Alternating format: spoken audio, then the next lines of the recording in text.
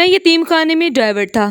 اکثر لڑکیوں کو گاڑی میں چیک اپ کے لیے ہسپتال لے جاتا اور ایک ہی ڈاکٹر لڑکیوں کا چیک اپ بھی کرتا تھا۔ ایک دن میرے ذہن میں خیال آیا کہ یتیم خانے میں صرف لڑکیاں ہی بیمار ہوتی ہیں، کبھی کوئی لڑکا بیمار نہیں ہوا تھا۔ ایک دن لڑکیوں کو لے کر واپس آ رہا تھا کہ اچانک گاڑی کی سیٹ پر نظر پڑی جہاں خون کے دھبے تھے۔ میرا دل دھک سا رہ گیا، یقیناً کوئی تو گڑبڑ تھی۔ اسی رات میں خاموشی سے پولیس اسٹیشن چلا گیا اور ساری بات بتا دی۔ اگلے ہی دن پتہ چلا کہ وہ ڈاکٹر تمام لڑکیوں کو۔ آج معمول کا ہی دن تھا۔ میں یتیم خانے کا ڈرائیور معمول کے مطابق یتیم خانے پہنچ گیا تھا۔ ابھی میں نے اپنی گاڑی پارکنگ ایریا میں پارک ہی کی تھی جب اچانک اندر سے سیکیورٹی گارڈ بھاگتا ہوا آیا اور مجھے دیکھتے ہی بولا، بچے کی طبیعت بہت خراب ہو گئی ہے، فوراً ہسپتال لے کر جانا پڑے گا۔ میں نے حیرت سے سیکیورٹی گارڈ کو دیکھا۔ مجھے یہاں کام کرتے ہوئے پورا 1 مہینہ ہو گیا تھا اور اس 1 مہینے میں لگاتار میں صرف لڑکیوں کو ہی ہسپتال لے کر گیا تھا۔ کیا لڑکے بیمار نہیں ہوتے؟ یہ خیال بے ساختہ میرے دل و دماغ میں آیا، مگر میں نے اپنے دماغ سے یہ خیال جھٹک کر فوراً اندر کی طرف قدم بڑھایا۔ اندر سے 2 عورتیں ایک بچی کو گود میں اٹھائے باہر کی طرف آ رہی تھی۔ اس کی حالت کافی خراب تھی۔ بے ہوشی کی حالت میں وہ مسلسل اپنی ماں کو پکار رہی تھی۔ لمحہ بھر کے لیے میرا دل دھک سا رہ گیا۔ وہ عورت میری جانب دیکھتے ہوئے بولی، میاں کیا دیکھ رہے ہو؟ جلدی سے دروازہ کھولو، بچے کی حالت بگڑ رہی ہے۔ جبکہ میں بے اختیار بولا، اس بچی کو ہوا کیا ہے؟ مگر وہ جھنجھلا کر بولی، تم پاگل ہو گئے ہو، اس کی حالت دیکھو اور اپنے سوالات بند کرو، یہ وقت ہے پوچھنے کا، جلدی دروازہ کھولو۔ میں نے ایک نظر اس بچے پر ڈالی۔ اس کی ناک سے خون آنے لگا تھا۔ میرا دل لمحہ بھر کے لیے تھم سا گیا۔ میں نے فوراً دروازہ کھولا اور بچی کو اس عورت کے ساتھ گاڑی میں لٹا دیا۔ ایک نرس بھی ساتھ بیٹھ گئی۔ میں فوراً بولا، آپ کیوں بیٹھ رہی ہیں؟ میں اکیلا ہی لے کر چلا جاتا ہوں۔ مگر وہ مجھے دیکھتے ہوئے بولی، گاڑی چلاؤ، تم یہاں کے ڈرائیور ہو، مالک نہیں، اپنی حد میں رہو۔ ان لوگوں کا سرد انداز مجھے کچھ مناسب نہ لگا۔ میں نے ایک نظر اس بچی پر دوبارہ ڈالی۔ نہ جانے کیوں مجھے کچھ گڑبڑ کا احساس ہو رہا تھا۔ میری نظر بے اختیار اس کی گردن پر گئی۔ وہاں پر 2 نشان تھے۔ میں نے سر جھکا لیا اور فوراً ہی گاڑی بھگاتے ہوئے ہسپتال کی طرف موڑنے لگا۔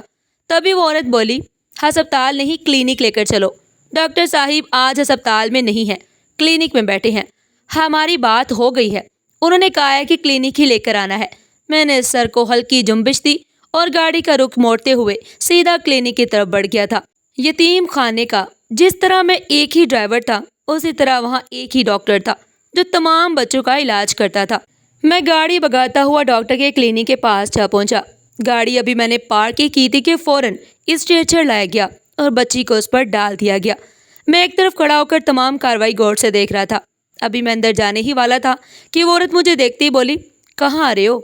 گاڑی لو اور یتیم خانے کی دوسری برانچ پہ چلے جاؤ، وہاں بھی شاید کچھ بچیوں کی طبیعت خراب ہے، انہیں بھی یہی لے کر آنا ہے، جلدی نکلو۔ میں نے ایک نظر اس عورت پر ڈالی اور جی میم کہہ کر فوراً وہاں سے نکل آیا۔ مگر مجھے عجیب سا لگ رہا تھا۔ آج کا دن بہت مختلف تھا۔ اس بچی کی گردن پر نشان اور ناک سے خون آنا، پھر ان لوگوں کا درست اور سخت انداز، کچھ تو گڑبڑ تھی۔ مگر میں نے فی الحال یتیم خانے کی طرف بڑھنا ہی مناسب سمجھا۔ میں صرف ایک برانچ کا ڈرائیور تھا، لیکن آج مجھے دوسری برانچ پر بھی بھیج دیا گیا۔ میں چاہتا تو انکار کر دیتا، میرے پاس یہ اختیار موجود تھا، لیکن میں نے جان بوجھ کر منع نہیں کیا۔ میں دیکھنا چاہتا تھا کہ آخر یہ بچیاں ہی کیوں بیمار ہو رہی ہیں۔ میرے دل میں اب ایک ہی دعا تھی کہ اس بار کوئی بچی نہ ہو بلکہ کوئی لڑکا ہو، کیونکہ لڑکیاں ہی مسلسل بیمار ہو رہی تھی۔ نہ جانے کیوں میرا دل بار بار اندیشے دے رہا تھا۔ ایک مختصر فاصلہ طے کر کے میں یتیم خانے کی دوسری برانچ پہنچ گیا۔ ابھی میں نے گاڑی روکی ہی تھی کہ پچھلا دروازہ کھلتے ہی ایک اور بچی کو لٹا دیا گیا۔ ایک عورت بیٹھتے ہوئے بولی، جلدی سے ڈاکٹر صاحب کے کلینک لے کر چلو، اس کی حالت بہت خراب ہو رہی ہے۔ میں نے ایک نظر اس بچی پر ڈالی۔ بے اختیار میری نظر اس کے گلے پر گئی۔ وہاں پر بھی وہی نشان موجود تھا اور ناک سے خون بہہ رہا تھا۔ میں فوراً بولا، اسے ہوا کیا ہے؟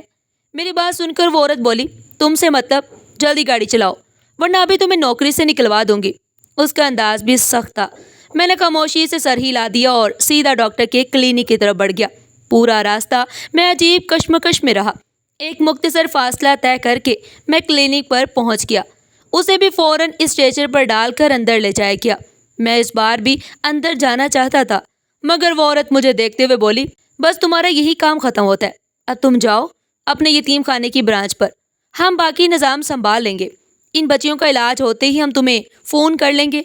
मैं फ़ौरन बोला, ठीक है, मैं अंदर नहीं आता मगर यहीं बाहर बैठ जाता हूँ। मैं वापस जाकर दोबारा आने को कुछ नामुनासिब समझ रहा था, कहीं आने जाने में देर ना हो जाए, जबकि वो औरत बोली, जितना तुम्हें कहा है उतना ही करो, यहाँ से चले जाओ। मैंने एक नज़र उस औरत पर डाली और फिर खामोशी से गाड़ी वहाँ से निकाल कर सीधा यतीम खाने की तरफ बढ़ गया। मेरे दिल की धड़कनें बहुत तेज़ हो रही थी। कुछ तो था जो मेरी नज़रों से ओझल किया जा रहा था। दो बच्चियाँ, दो मुख्तलिफ ब्रांचों से, और दोनों एक ही मर्ज में मुब्तला। ये हैरत अंगेज़ बात थी। एक मुख्तसर फासला तय करने के बाद मैं यतीम खाने वापस आ गया। अभी मैंने गाड़ी पार्क ही की थी कि एक चौकीदार मेरे पास आया और राजदाराना अंदाज में बोला, कैसी तबीयत है मरियम की? मैंने एक नज़र चौकीदार पर डाली और सवालिया लहजे में बोला, तुम उस बच्ची को जानते हो? वो चंद लम्हे खामोश रहा, फिर आहिस्तगी से बोला, हाँ, अक्सर मैं उसे चीज़ें ला कर देता रहता हूँ। तुम बताओ वो बच्ची ठीक है? मैंने सर नफ़ी में हिला दिया और बोला, भाई, मुझे अंदर जाने की इजाज़त नहीं दी गई, बस दुआ करो कि अल्लाह ताला उसे सेहत दे।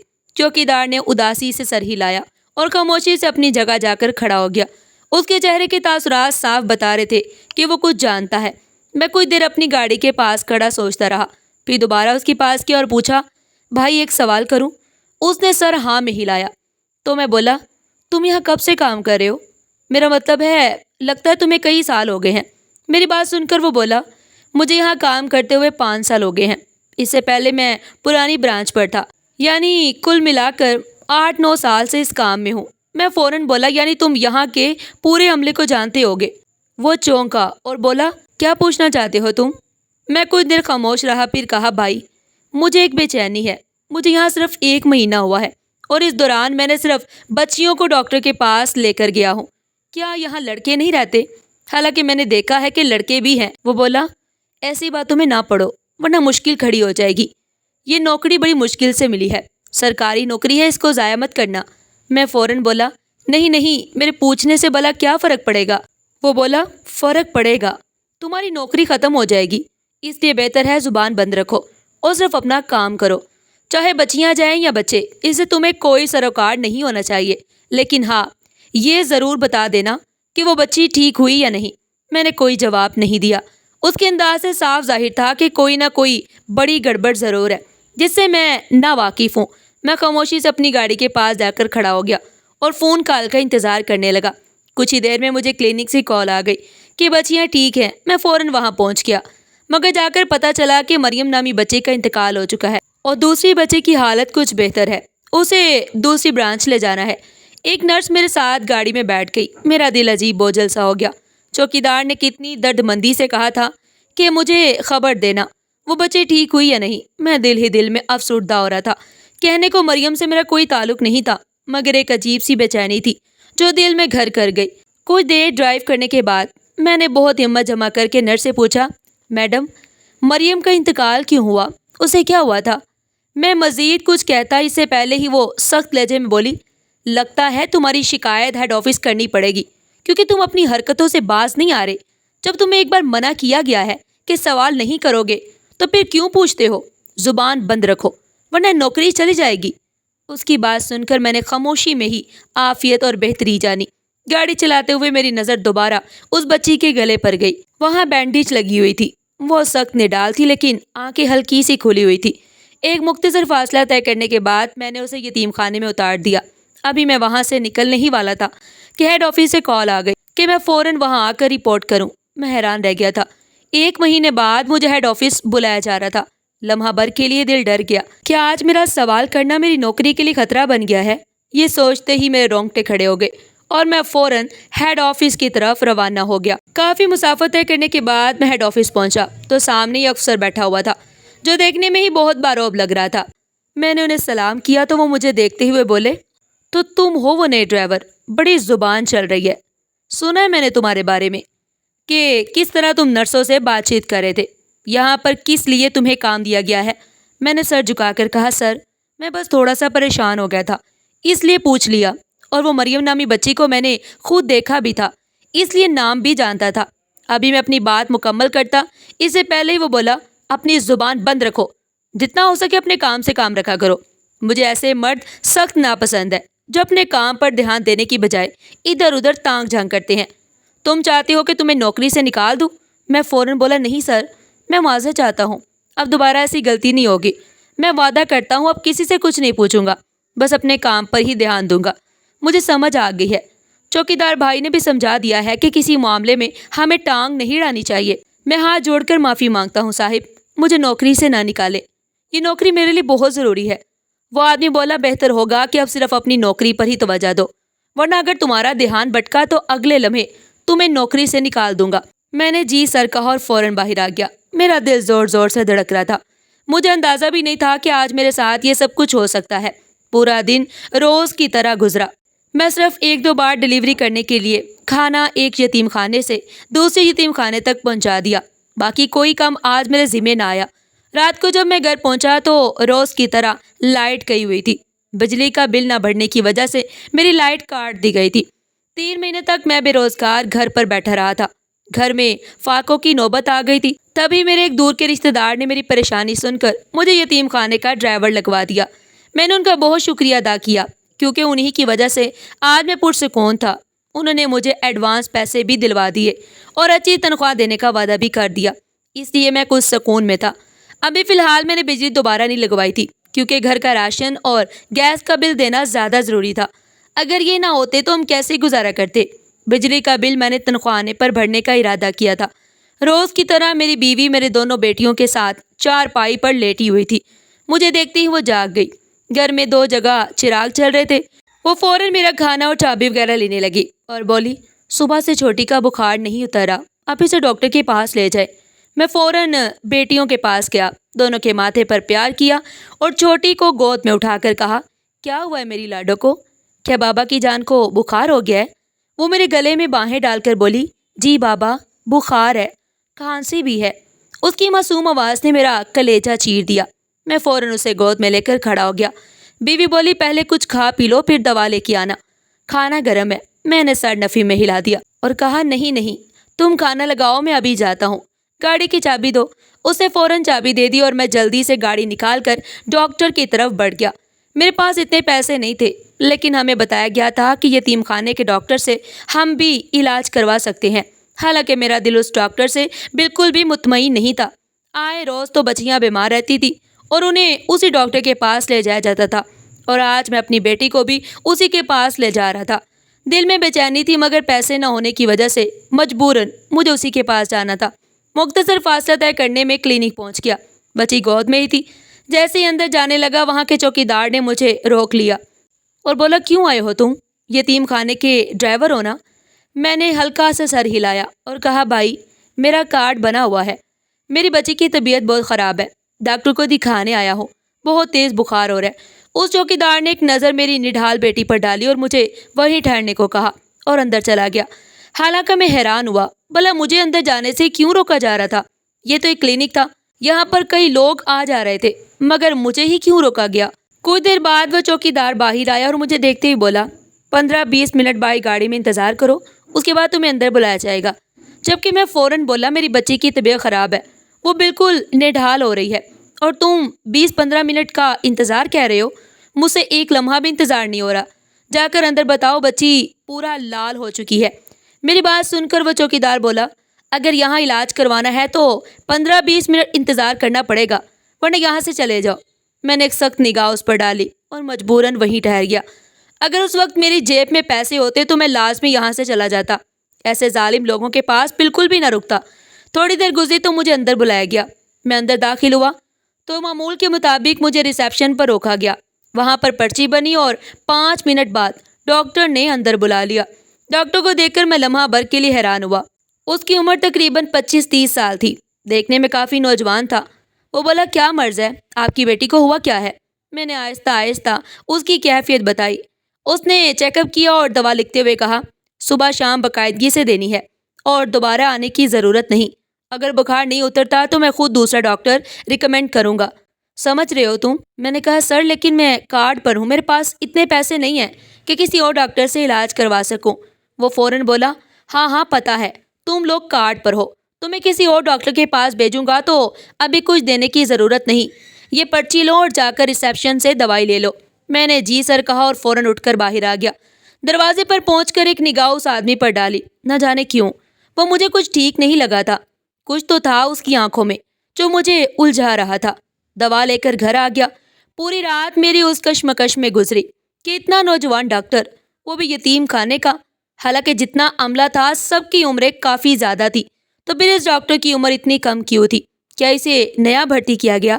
ایک لمحے کو دل کیا کہ چوکیدار سے اس کی معلومات لوں، مگر پھر خاموش ہو گیا۔ کیا پتا ہیڈ آفس میں شکایت اس نے کر دی ہو۔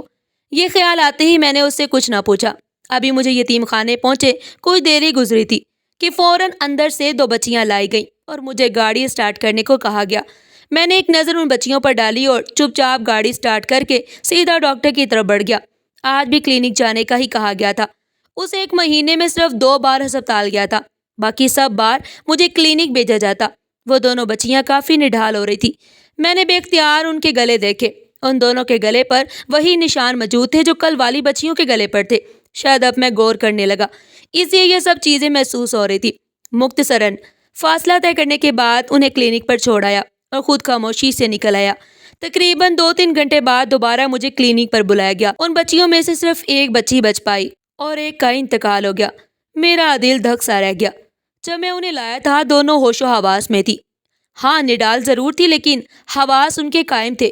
وقت آہستہ آہستہ گزرتا رہا۔ مجھے یہاں کام کرتے ہوئے 20 دن اور ہو گئے لیکن میرا دل مطمئن نہیں رہتا۔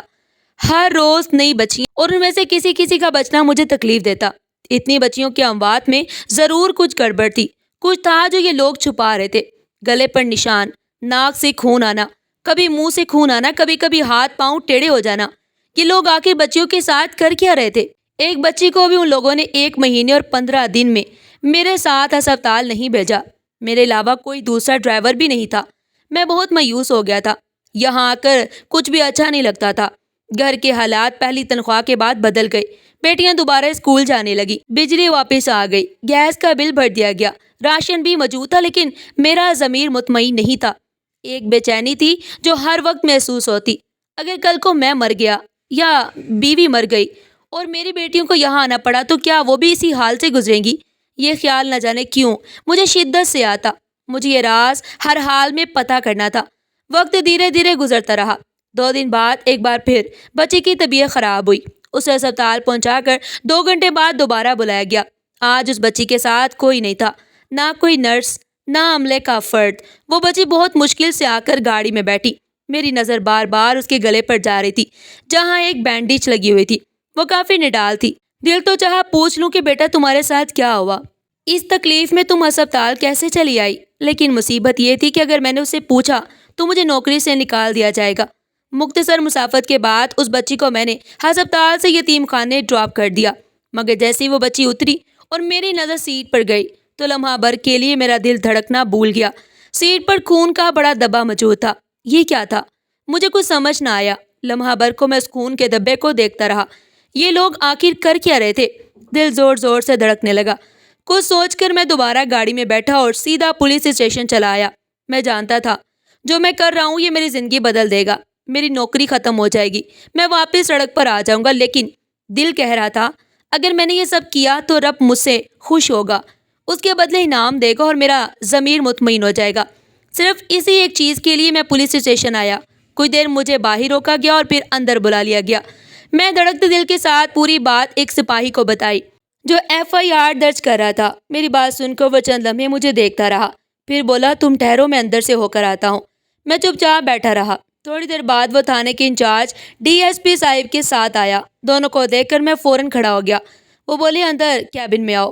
میں اندر گیا تو انہوں نے فوراً معاملے کی تفتیش شروع کی، جبکہ میں نے الف سے یا تک پورا واقعہ سنا دیا۔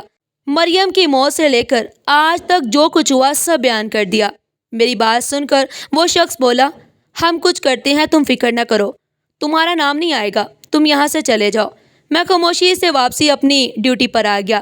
وقت گزرا اور اگلے دن جب میں جاب پر پہنچا تو دنگ رہ گیا۔ وہاں کئی پولیس موبائلیں کھڑی تھی اور کافی سارے عملے کو گرفتار کیا جا رہا تھا۔ بچیوں کو ایک اور یتیم خانے میں منتقل کیا جا رہا تھا۔ معلوم ہوا کہ دوسری برانچ میں بھی یہی حال تھا۔ میں بالکل خاموش سا تھا۔ تھوڑی دیر بعد پتہ چلا کہ ان بچیوں کے ساتھ بہت بڑا ظلم ہو رہا تھا ان کو اسپتال لے جا کر آپریشن کیا جاتا اور ان کے جسمانی اعضاء نکال کر بیچ دیے جاتے۔ کچھ بچیاں زندہ بچ جاتی اور کچھ مر جاتی۔ ظلم یہ تھا کہ ان کے جسموں میں ایک زہریلی دوا ڈالی جاتی جو گلے کے راستے کٹ لگا کر داخل کی جاتی تھی۔ اس کے بعد ان کا جسم مفلوج سا ہو جاتا۔ یہ کام یتیم خانے کے اندر ہوتا تھا اور باقی کام کلینک اور ہسپتال میں کیا جاتا تھا۔ کلینک اور ہسپتال دونوں سیل کر دیے گئے، یتیم خانے بھی بند ہو گئے، ڈاکٹر کو بھی گرفتار کر لیا گیا۔ مجھے حکومت نے بڑے اعزاز سے نوازا کہ میں نے ہمت کی، اپنا مفاد نہیں دیکھا بلکہ ضمیر کی آواز کو بلند کیا۔ میں کچھ نہ بولا لیکن میرا دل سکون میں آ گیا جس کی کوئی حد نہیں تھی۔ مجھے اندازہ بھی نہ تھا کہ یہ ظالم لوگ اتنا بڑا کھیل کھیل رہے ہیں۔ اگر مجھے پہلے پتہ چل جاتا تو اتنی بچیوں کی موت میرے سامنے نہ ہوتی۔ مجھے اپنا آپ بھی مجرم لگتا کہ میں ہی تو انہیں اسپتال لے جاتا اور ان کو مرنے کے لیے چھوڑ دیتا، لیکن مجھے الزام نہیں دیا گیا کیونکہ میں ایک معصوم شخص تھا جس نے قانون کی مدد کی۔ مجھے ایک بہترین نوکری دی گئی جو حکومت کے ادارے سے منسلک تھی۔ میری فیملی کو تحفظ دیا گیا کیونکہ یہ ادارے محض یہی نہیں بلکہ کئی جگہوں پر اپنی شاخیں رکھتے ہیں۔ میری وجہ سے اتنا بڑا سچ دنیا کے سامنے آیا جس کی بدولت باقی یتیم خانوں کو بھی مکمل طور پر چیک کیا گیا، اندر سے خفیہ معلومات نکالی گئیں اور مزید ایسے یتیم خانے دریافت ہوئے جہاں یہ ظلم لڑکوں پر بھی ہو رہا تھا۔ لڑکیوں کے اعضاء اس لیے نکالے جاتے تھے کہ اگر وہ ختم بھی ہو جائیں تو زیادہ توجہ نہیں ہوتی، لیکن اگر ایک بچہ مر رہا ہوتا تو اس پر سوال اٹھتا کیونکہ وہ ملک کے بیٹے تھے جنہیں ملک ضائع نہیں ہونے دیتا۔ اس لیے انہوں نے ٹارگٹ لڑکیوں کو بنایا تھا۔ میں جب بھی زندگی میں اس واقعے کے بارے میں سوچتی ہوں تو میری روح تک کام جاتی ہے، لیکن جتنا بھی خدا کا شکر ادا کروں اتنا کم ہے۔ ناظرین، آپ کو آج کی یہ کہانی کیسی لگی؟ کمنٹ میں اپنی قیمتی رائے کا اظہار ضرور کیجیے، اور اگر آپ نئے ہیں تو چینل کو سبسکرائب کریں تاکہ آپ کو آنے والی ہر ویڈیو کا نوٹیفیکیشن سب سے پہلے ملے، اور اپنے پیاروں کے ساتھ ضرور شیئر کریں۔ پھر ملتے ہیں ایک نئی ویڈیو کے ساتھ، تب تک کے لیے اللہ حافظ۔